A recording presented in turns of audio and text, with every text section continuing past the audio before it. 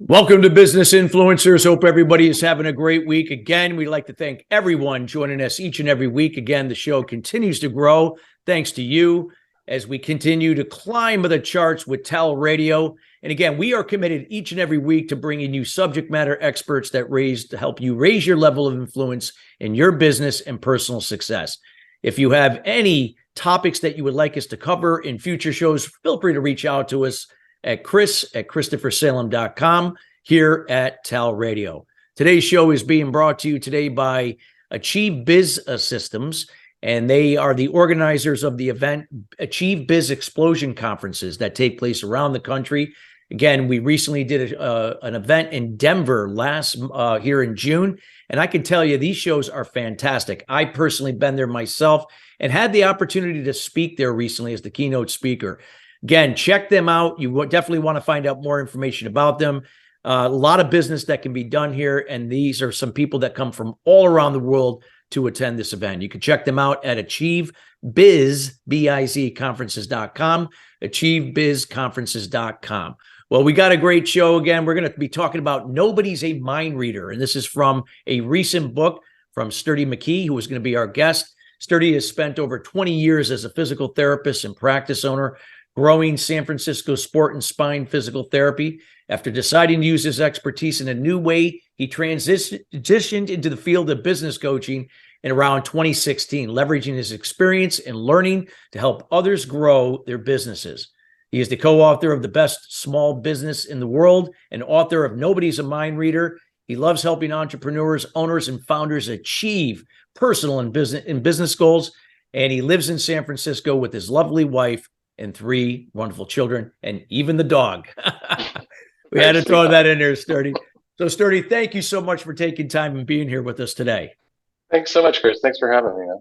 Well, we love this. Well, here at Business Influencers, we love anything to do with mind, in this case, mindset, mind reading, and so on. So Nobody's a Mind Reader. We'd love to get, a little background, maybe a background story, what prompted you to write the book, and how that resonates here in the business world.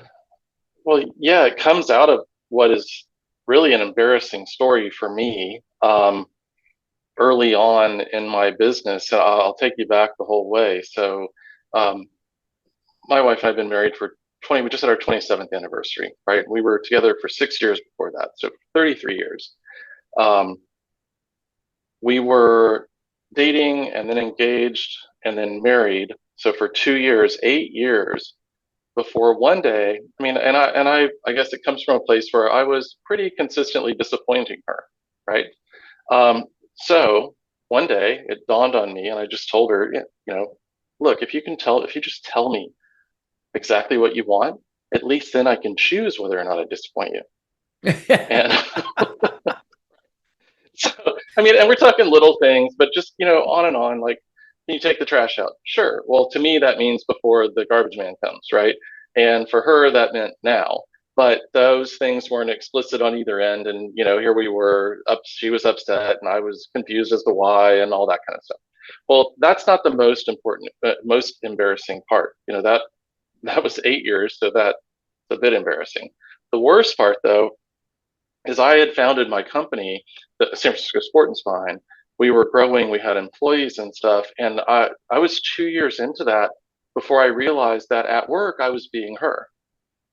At work, I was disappointed. I was upset. I was frustrated with what people were doing. And it could be little things like coming in 5 minutes late and not calling, or, whatever. It wasn't necessarily huge stuff, but it was constantly happening. And it dawned on me and I realized, hey, I'm not being explicit with our expectations with what's going to make me happy, right? And basically, it just came down to that. Nobody's a mind reader. If you expect me to guess at what's going to make you happy, I am almost certain to fail. And what I've seen so much of the time, and the reason I wrote the book, so the follow-on to the book is The Power of Clarity for Business Leaders and Entrepreneurs. Okay, so creating clarity in your business around what exactly it is you want to achieve, what the expectations, what behavioral expectations are, all the rest of it makes for a much better environment for everyone. like simply for everyone, not just for you, although it can, as a founder, make it much, much better for you, but for everybody around you. You take out the guessing. Yeah, exactly. Takes out the guessing. And I can relate to that. I mean, when it comes down, you think about sort of even in a business world, a lot of communication is based upon assumption and speculation. Because just to your point, everyone thinks that you can read their mind and you know exactly what they're thinking and what is important to them. And then we're sitting there going, I can't figure out this millennial. I can't figure out this Gen Z. I can't figure out that baby boomer or whatever.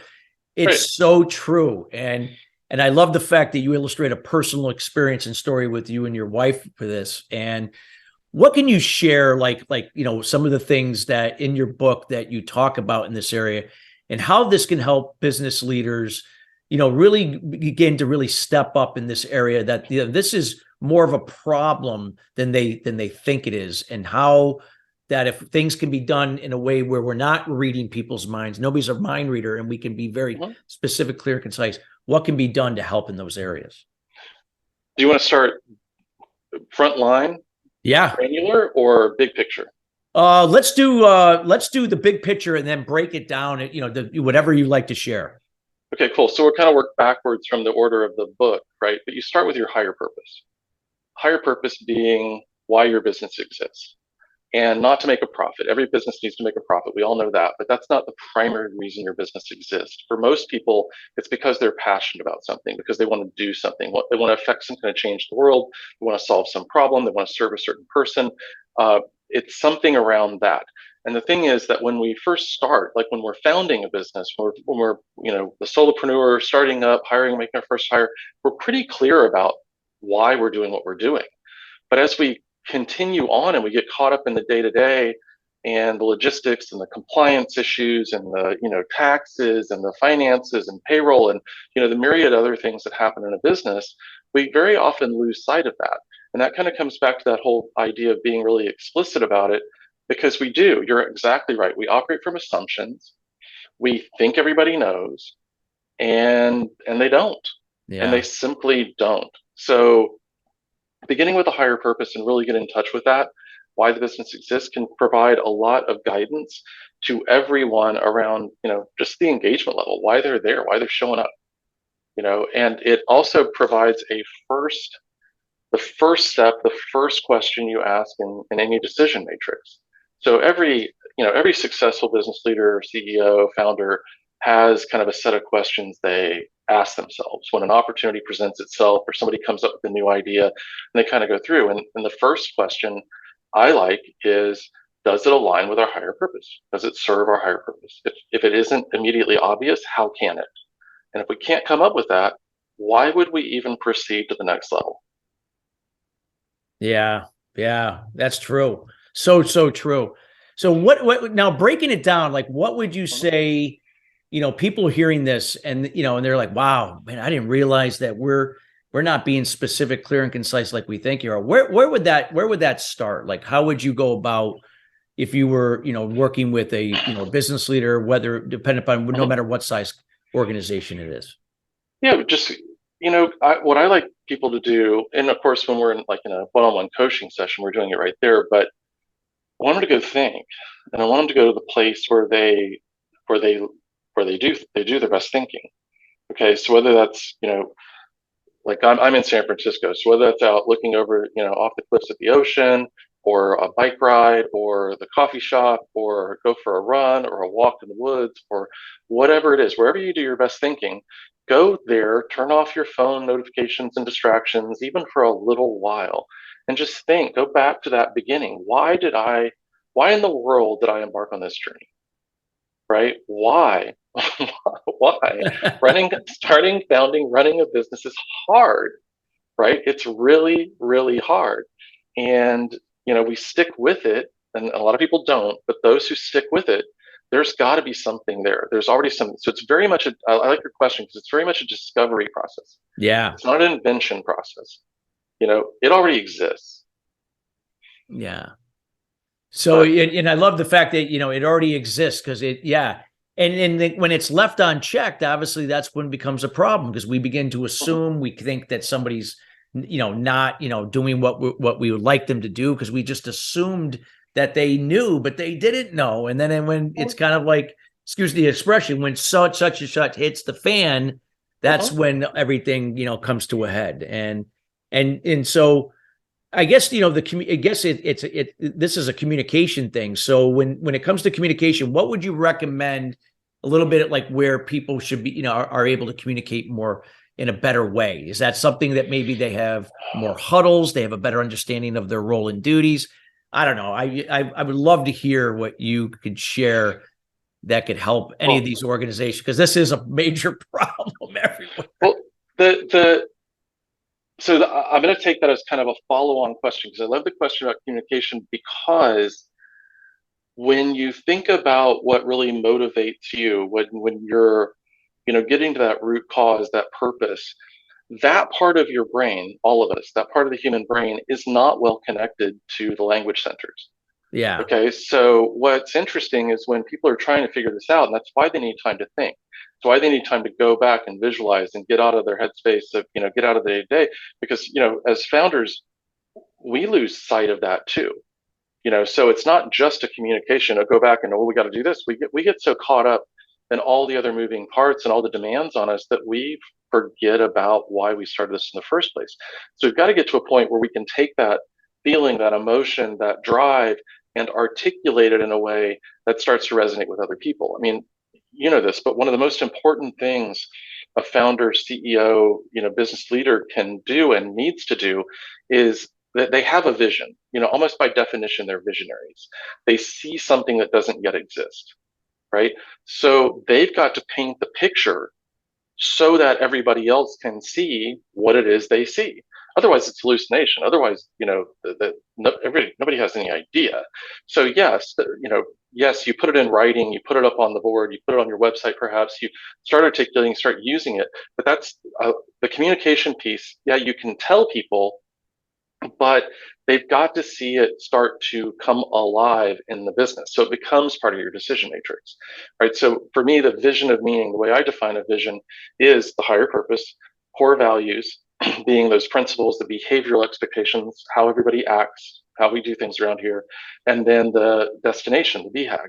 So when you've got your big, hairy, audacious goal where you want to ultimately end up, why you're doing it, and how you're going to behave along the way, those are the first levels of any kind of leadership decision matrix, at least in my world. I love using those, and everybody has a little bit different, version of that. But, I mean, Buffett, Gates, you name it, all these people said it's, the secret to my success is what I said no to. Well, that's great if you have a framework to know what to say no to, right? But when you don't have that explicitly laid out, I don't know what opportunity to chase or what to say no to, what to move on from. But having that framework and being able to go back and do the thinking one time, maybe you go back and revise it, but you make these big decisions, one time, and they're hard and they take some time to make. But once they're in place, you get to use them for the next decade or more. Yeah. No, I love that. I love that what you shared there, and so important, and so on. What are some of the other things that you feel in the book? And we want to make sure that later that people know where to get their hands on your book and order the book on Amazon, Barnes and Noble, and so on. What are some other areas that you feel that should be really stressed here on this show in terms of, nobody's a mind reader? Some of the things that can really resonate and really make a difference in that connection to, build more rapport in generating more production efficiency and stuff out of people. Well, again, clarity. It starts with clarity. So who do we serve? Who's our target customer? And I am a big advocate of getting away from kind of traditional demographic definitions of the target customer.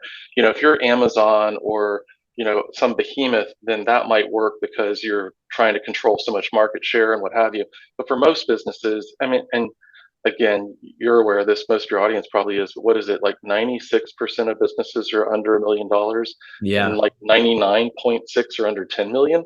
So when you're talking about those businesses, the vast majority of businesses, we're not clear on who our target customer is. And if we do it, the mistake I see people make is they define them, in the medical world, one of the examples is, oh, well, the 40-year-old female is your target customer because, she controls the healthcare decisions around it. Okay, Chris, imagine this, and everybody listening, put 100 40-year-old women in a room together and try to figure out what they all agree Hmm. on. Well, Right? maybe they could connect on one shared value, but what they agree upon, that's always a that's always a Right. challenge. So good. So that's kind of my point, right? So when we use these traditional demographic models of age, gender, religion, race, marital status, income level, or whatever, it's not defining who that individual is, right? So when we're thinking about who our target customer is, we want to get much more into the behavioral and values and psychographic model of who that individual is. And for somebody in your early days of your business or for a smaller business, one of the easy ways to start down that path is to start thinking about who's your favorite customer. Who do you love working with? And a lot of people have a hard time with this and translating it to the target customer because they're like, oh wait, ultimately it defies the demographic definitions, right? It's like, well, I love working with this 83-year-old. I love working with new young entrepreneur. I love working with the 17-year-old athlete or whatever. It runs the gamut, and it doesn't fall into kind of our traditional definitions. And those traditional definitions stick around in business schools and VCs and all that, and because you can count them, right? If I come in and tell you, oh, well, my target customer is somebody who values their kids and their family and prioritizes education or something like that, right? And I start going down that list. How do I count those people? I don't know the size of the market. Yeah. So that's kind of why it's not in favor in a lot of the out there in the world. But I would suggest, and I got a lot of research and stories to back it up, that when people actually do go in and focus on this, now you know who that individual is. It helps you to define your marketing message, your service delivery model, all the steps that how do you exceed expectations for this person? How do we create wow moments, moments of truth in the customer journey? All those different parts and pieces start to become very, very evident because we know exactly who it is we want to be working with. Mm. No, So it's that's an very interesting. Very interesting. What do you see like in terms of as we, we're in the, with now we're post COVID and we've had, these remote workforces and, they're kind of here to stay. They were kind of already out there even before COVID, but yeah. now it's been totally been reinforced in defining how people work. What do you feel now that do you feel like that's going to work with what you're talking about, that will things can still get better even with people not being in the same space, but the use of technology to connect better?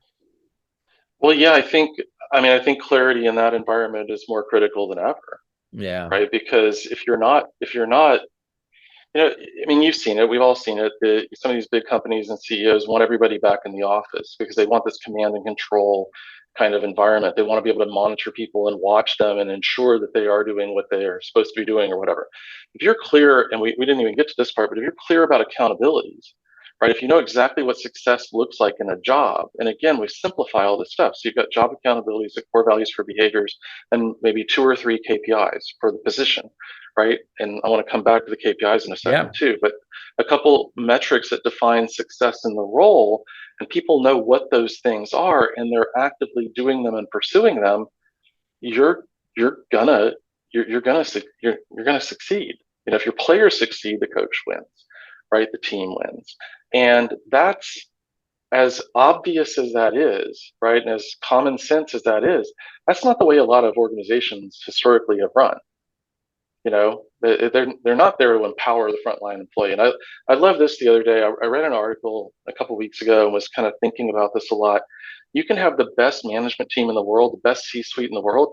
Your customer doesn't know or care because Mm. their experience is with your frontline employees. Yeah. So again, how does clarity not play a huge, huge role in this? Whether Yeah. you're at a counter at a cafe or over a phone call and customer service, if they don't know, their experience is with that frontline employee. So creating real clarity around what it is we do, why we do it, who we serve, what we're about, what we stand for. And, I know I want to, you may not even ask this, but I want to preempt it because No, there are please, going to be a please lot. share. Yeah, there are going to be a lot of people who are kind of thinking, well, that all sounds good, but that's not how the world works. There's cynicism to some of this stuff. There is now an increasing, growing body of research that shows purpose-driven, values-driven organizations outperform their competition. Okay, and one Harvard Business Review study was across 17 different countries, and in 97% of the cases, they outperform their competition. LRN did a study, and they looked at over a decade long, and the typical purpose-driven organization outperformed its competitor in stock price by a factor of 12. Okay, not 12%, 12x, right? And engagement with U.S. employees disengagement is an epidemic, right? All the research, I think it's gotten better, and it's still 64, 66% of U.S. employees are not engaged at work, right? And something like 30% are actively disengaged. So if you think about that, I like the dragon boat analogy. For those, check out a dragon boat if you're not familiar, but you've got two rows of people paddling the same direction, a coxswain up front, facing backwards, beating the drum to keep them all in sync and in rhythm, and somebody steering the boat from the back, right? Well, if you've got 10 rowers in the middle and 7 of them or 6 of them aren't rowing, right, and 3 of them are rowing backwards or drilling holes in the boat, are you going to win a lot of races?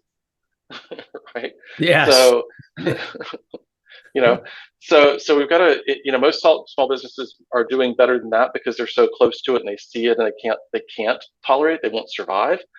But as your organization grows, so do those numbers, and it's really, really important to stay on top of that. And again, giving people purpose. Well, here's another one. I love saying this in front of a live audience, right? Because what I say is people don't work for money, and everybody freaks out, right? You can literally see the body language, and people recoil, and some of them want to raise their hand or start arguing, right? Like, hey, hang on. How many of you volunteer, right? Little league, church group, school, Sierra Club, whatever. Do you volunteer anywhere? And hands go up right and left. Why? You don't get paid for that, right? Now imagine the power of that in your business, your organization, that you could inspire people to want to work for you, and they also get a paycheck. I love that what you shared. You gave some wisdom, so much wisdom here. What, when you look at this process, Sturdy, I mean, I guess you can't put a time limit on. I mean, this is something that's ongoing. But what do you feel like, if companies are going to make this transition, not only internally to really get people into sync, to really understand each other's role and duties, to work in a more effective way where they complement one another, and then of course how that spills out into the customers they serve to create better experiences and better connection.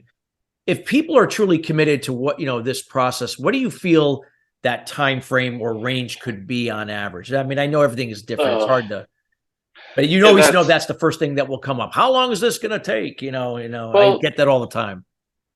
Well, I mean, it's going to take forever if you don't start. Yeah. Right? Yes. So, before you kind of cross that, and you're right, you're not truly crossing a finish line, right? But it really depends on the size of the organization. There's increasing complexity with increased size, right? And you got to get more people on board and bought in and agreeing. And there's, in some cases, bigger organization, even 20, 30, 40 people, what you see is a little bit of an attrition. You see some people leave. And that was actually something that happened in my business, was as we were very clear about expectations, core values, purpose, and all these things, there were some people that it became quite obvious that they were not going to fit in, that they weren't there for the long haul. The one mistake I made with that I would caution anybody is know that is a potential. It could happen. Even if you think everybody's on board initially, they may just not resonate with it. They might decide it's not their thing. They want to move on.